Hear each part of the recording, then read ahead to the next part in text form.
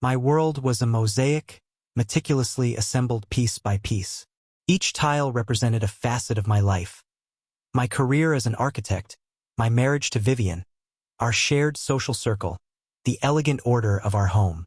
I prided myself on the seamlessness of this construction, the way each element harmonized with the others, creating a picture of serene perfection. I was, after all, a master of design, and my life was my most ambitious project. It began with a subtle glitch, a tiny fracture in the otherwise flawless surface. Vivian, always a creature of habit, began deviating from her routines. The late-night phone calls, whispered and hushed, were the first discordant notes. She'd always been a social butterfly, but her engagements seemed to have taken on a secretive, almost clandestine air. The easy, open communication that had been the bedrock of our relationship began to erode, replaced by a guarded reserve. One evening, I found her phone unattended, a rare occurrence. A notification flashed across the screen, a message from an unknown number. My fingers hovered over the screen, a battle raging within me between curiosity and a deep-seated dread. I told myself it was mere concern, a husband's natural worry for his wife's well-being. But the truth, I knew, was far more complex. The message itself was innocuous, a simple thinking of you, but it was the timing, the secrecy surrounding it, that sent a chill through me. I knew, with a certainty that settled like ice in my veins, that something was amiss. The perfect mosaic of my life had begun to crack, and I, the architect of that world, was about to witness its slow, deliberate disintegration. The feeling was like observing a structural weakness in a building I designed, a sinking feeling in my gut. The discovery of that message was like a tremor, shaking the foundations of my carefully constructed reality. I became hyper-aware, noticing every nuance, every subtle shift in Vivian's behavior. Her laughter seemed a little too bright, her smiles a touch too strained. The way she averted her eyes when I entered the room, the fleeting moments of panic that crossed her face when our eyes met, these were the telltale signs of a hidden truth. Sleep became a battlefield where suspicion and doubt waged war against the remnants of trust. I lay awake at night, listening to the soft rhythm of Vivian's breathing, wondering if the dreams that painted her face with fleeting emotions were of me or another. The intimacy we once shared, the easy comfort of intertwined limbs, was replaced by a chasm of unspoken words and unacknowledged anxieties. My work, once a sanctuary, became a reflection of my inner turmoil. The clean lines and elegant symmetries that had defined my architectural style gave way to a more unsettling aesthetic. I found myself drawn to sharp angles, disorienting perspectives, and hidden spaces. My designs became a canvas for my anxieties, a physical manifestation of the emotional labyrinth I was navigating. I began to subtly alter our home, rearranging furniture, replacing familiar objects with unsettling alternatives. A vase of lilies, Vivian's favorite, was replaced with a stark arrangement of dried branches. The vibrant abstract painting that had hung above the fireplace was replaced with a somber landscape, its muted colors mirroring the growing darkness within me. These changes were subtle, almost imperceptible to the casual observer. But to Vivian, they were a constant, unsettling reminder that something was amiss. I watched her closely, observing her reactions, gauging the depth of her unease. The once familiar spaces of our home were becoming a stage for a silent psychological drama, a game of cat and mouse where I, the architect, held the blueprint. Our social circle, once a source of shared joy and connection, became a battleground of subtle manipulations. Vivian, a socialite by nature, thrived in the company of others. But I began to subtly isolate her, creating an atmosphere of unease and suspicion that permeated our gatherings. I'd drop cryptic remarks into conversations, ambiguous statements that hinted at a hidden truth. A well-placed pause, a knowing glance, a change of subject. These were my weapons, subtle but effective. I watched as Vivian's smiles faltered. Her laughter grew strained. Her eyes darted nervously around the room, searching for an ally, an escape. I began to cultivate an air of enigmatic detachment, a quiet intensity that made others uncomfortable. I'd engage in deep, philosophical discussions, weaving in subtle metaphors and allegories that seemed to mirror the unspoken tensions within our relationship. I became a master of the loaded silence, the pregnant pause that hung heavy in the air, forcing others to confront the unspoken anxieties that simmered beneath the surface. Our friends, initially oblivious, began to notice the subtle shifts in our dynamic. Whispers and concerned glances followed us, creating a sense of isolation that grew with each passing event. Vivian, once the center of attention, found herself increasingly marginalized, her social standing eroding with each carefully orchestrated interaction. I was constructing a social labyrinth, a maze of whispers and suspicions, where Vivian was trapped, her every move watched and analyzed. The once familiar landscape of our social life had become a minefield, where every step was fraught with anxiety and uncertainty. I was slowly, methodically, dismantling the very foundation of her social world, leaving her exposed and vulnerable. My professional life, once a source of pride and fulfillment, became intertwined with my personal turmoil. The buildings I designed began to reflect the shifting landscape of my emotions, the growing darkness within me finding expression in the structures I created. I was commissioned to design a new wing for a prestigious art museum. Instead of the light-filled, open spaces that had been my hallmark, I found myself drawn to a more claustrophobic aesthetic. I incorporated narrow corridors, blind corners, and disorienting angles, creating a sense of unease and disorientation for the visitor. The centerpiece of the new wing was a grand staircase, a spiraling structure that seemed to ascend endlessly. But as one climbed the stairs, the steps narrowed, the ceiling lowered, and the walls closed in, creating a feeling of claustrophobia and entrapment. It was a physical manifestation of the suffocating feeling that had taken hold of my life. Another project, a private residence for a wealthy art collector, became an exercise in deception. I designed hidden rooms, secret passageways, and false walls, creating a house of illusions where nothing was quite as it seemed. The owner, oblivious to my intentions, praised the unique and intriguing design, unaware that he was inhabiting a metaphor for my own fractured reality. My work became a form of therapy, a way to channel my emotions into concrete form. Each building was a testament to my inner turmoil, a physical representation of the psychological drama unfolding within me. I was no longer simply an architect. I was a sculptor of emotions, using steel and concrete to give shape to the darkness that consumed me. Vivian, always eager to contribute to charitable causes, became involved in a project to design a new public park. It was presented as an opportunity for her to express her creativity, to leave her mark on the city. I saw it as an opportunity to further my own agenda, to weave my manipulations into the fabric of her life. I subtly influenced her design choices, suggesting elements that mirrored the themes of betrayal and deception that consumed me. A winding path, seemingly leading nowhere, became a metaphor for the convoluted path our relationship had taken. A secluded grove of trees, shrouded in shadow, represented the secrets that lurked beneath the surface of our lives.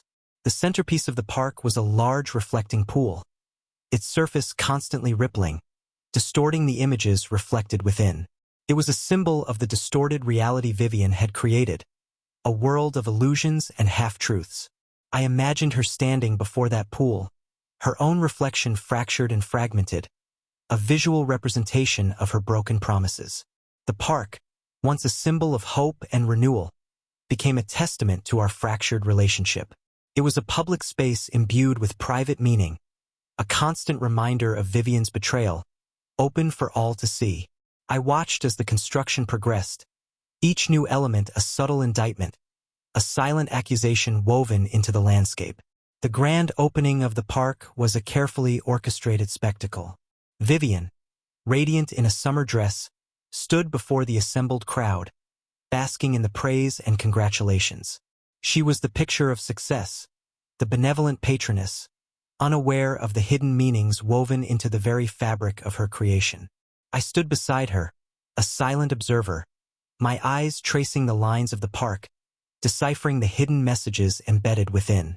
The winding paths, the secluded grove, the rippling reflections in the pool. They all spoke to me, whispering of betrayal and deceit.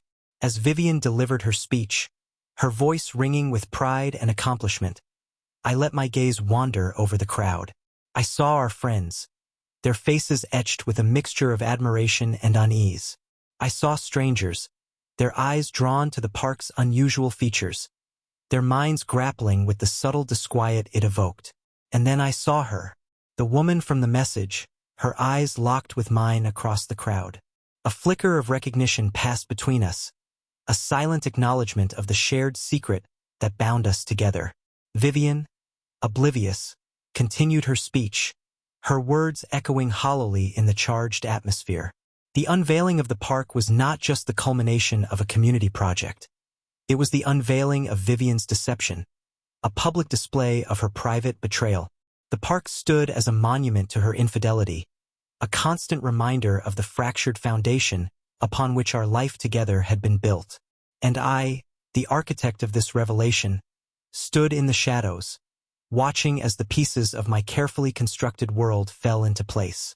Following the park opening, I began a more direct, yet still subtle, campaign within our social circles. Art gallery openings, charity auctions, and exclusive dinner parties became venues for my carefully crafted insinuations. I never made direct accusations, but rather planted seeds of doubt, allowing others to draw their own conclusions. I'd engage in conversations about the nature of trust, the fragility of relationships, and the hidden complexities of human nature, all while maintaining a veneer of detached objectivity. My observations, though seemingly general, were laced with veiled references to Vivian's behavior, her late-night absences, and her increasingly strained demeanor. I'd remark on the interesting dynamics at play in certain relationships, or comment on the subtleties of unspoken communication. I'd casually mention the importance of honesty, or the challenges of maintaining authenticity in a world of illusions. Each carefully chosen phrase was a tiny barb, a subtle prick that chipped away at Vivian's carefully constructed facade. The whispers began, spreading like wildfire through our social network. Friends, acquaintances, and even casual observers began to question Vivian's motives, her loyalty, her very character. The once unquestioned trust that surrounded her began to erode, replaced by a growing sense of suspicion and unease. Vivian, once the center of attention, found herself increasingly isolated. Her laughter seemed forced, her smiles strained. She'd scan the room, searching for friendly faces, but found only averted gazes and hushed conversations.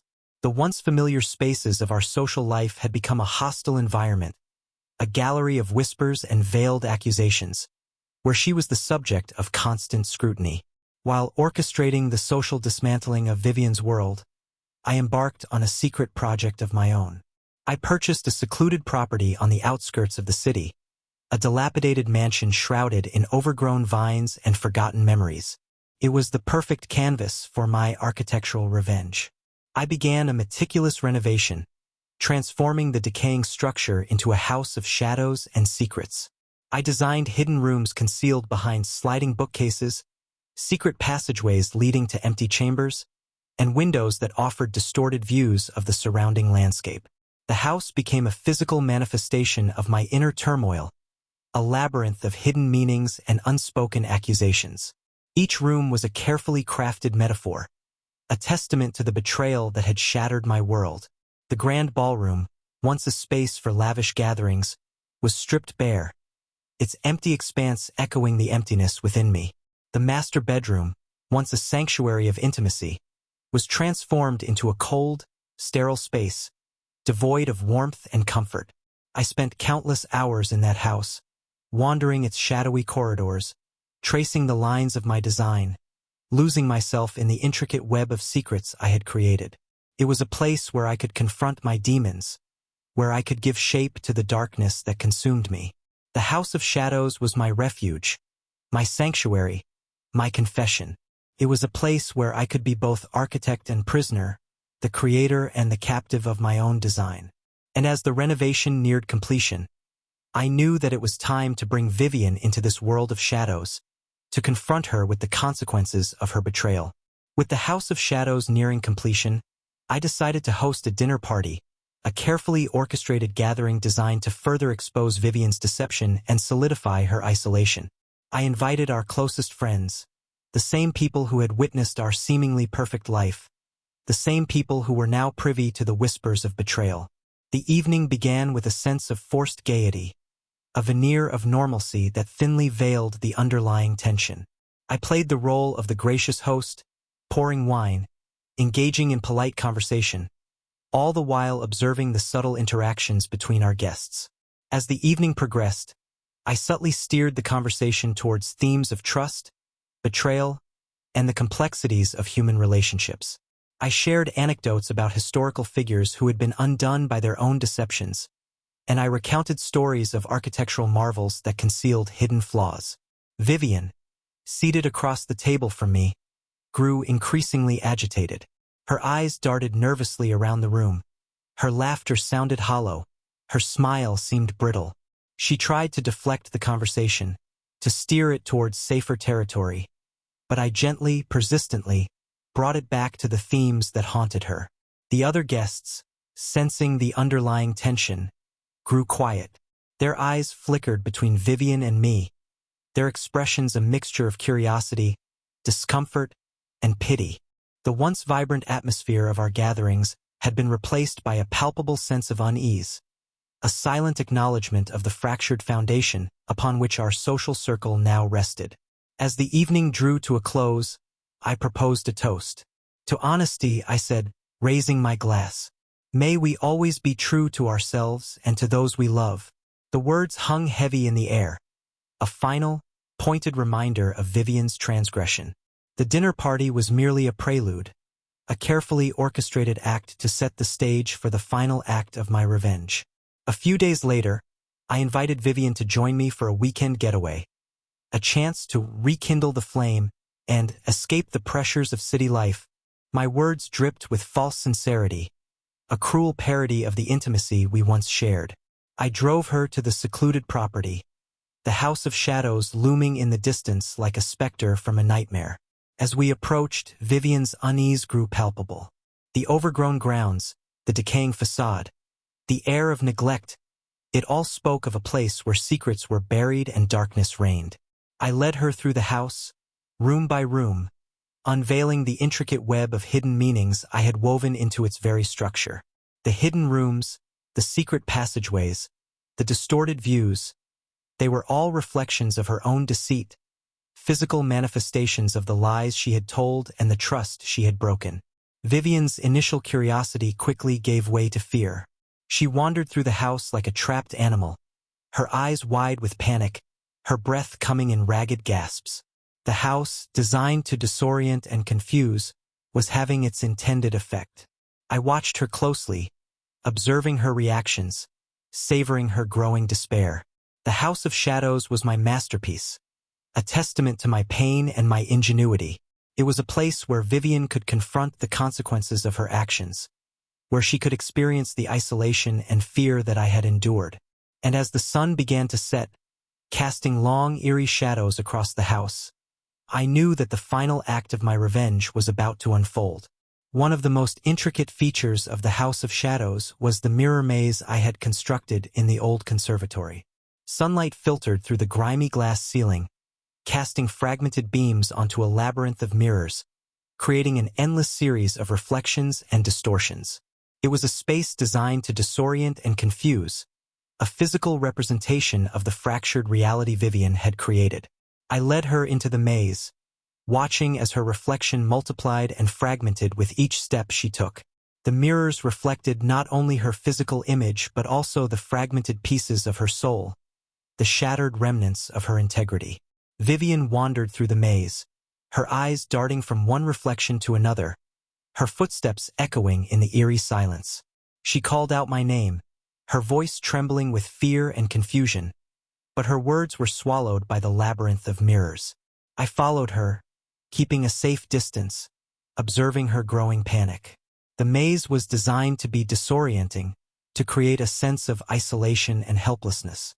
And as Vivian stumbled through its twisting corridors, I knew that she was experiencing the same emotional disorientation that I had endured. The mirror maze was not just a physical challenge. It was a psychological test, a confrontation with the fragmented self. And as Vivian searched for a way out, I knew that she was also searching for a way to reconcile the shattered pieces of her own identity. After what seemed like an eternity, Vivian emerged from the mirror maze, her face pale, her eyes wide with a mixture of fear and exhaustion. She stumbled towards me, her arms outstretched, seeking solace in the very person who had orchestrated her torment.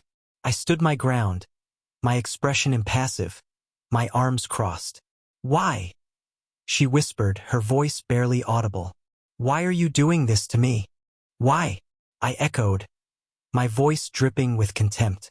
"Perhaps you should ask yourself that question, Vivian. Perhaps you should examine the choices you've made, the lies you've told, the trust you've broken." Vivian sank to her knees, her body trembling with sobs. "I'm sorry," she cried.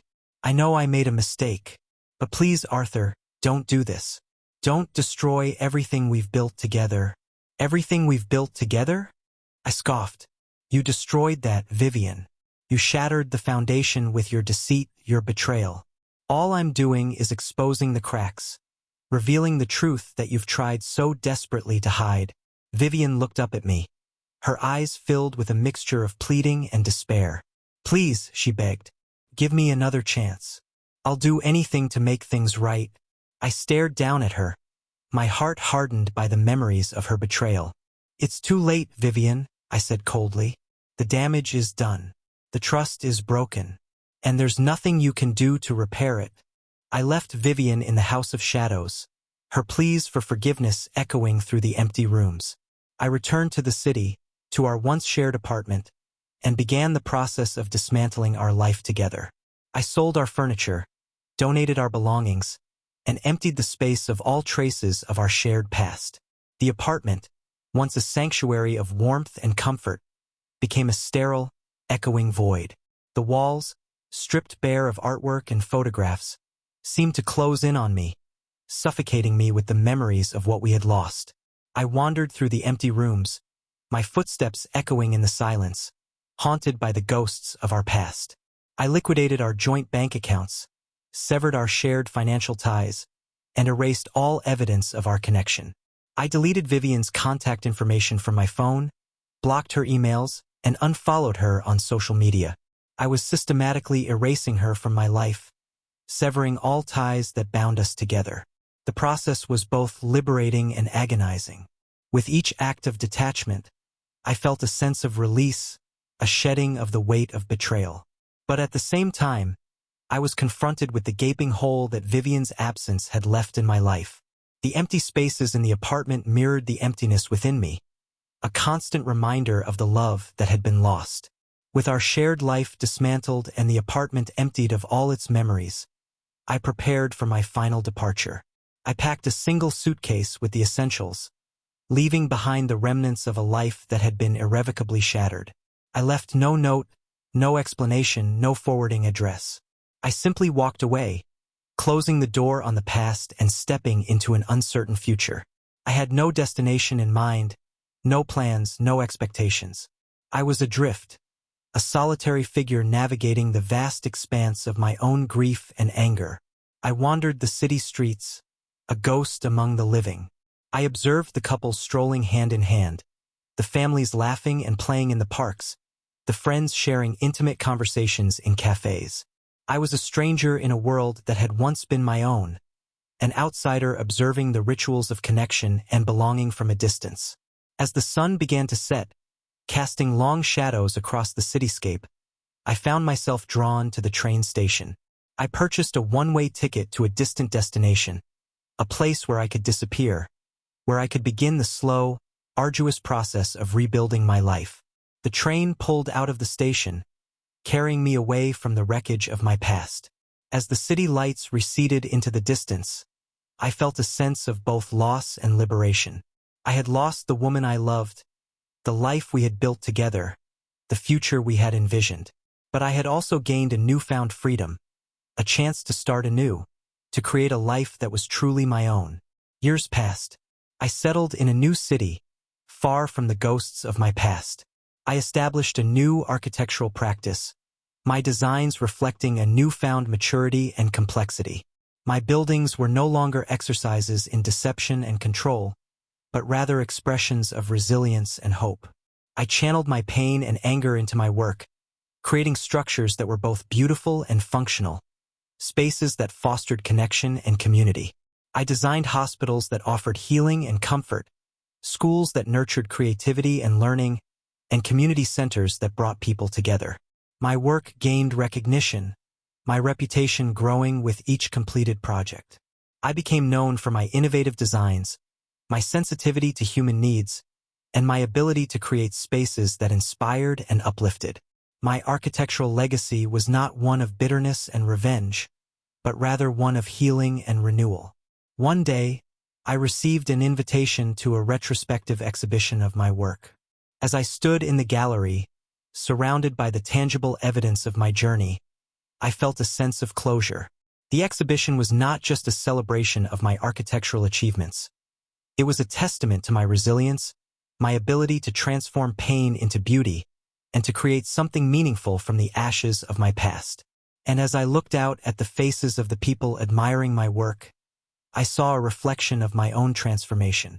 The bitterness and anger had faded, replaced by a sense of peace and acceptance.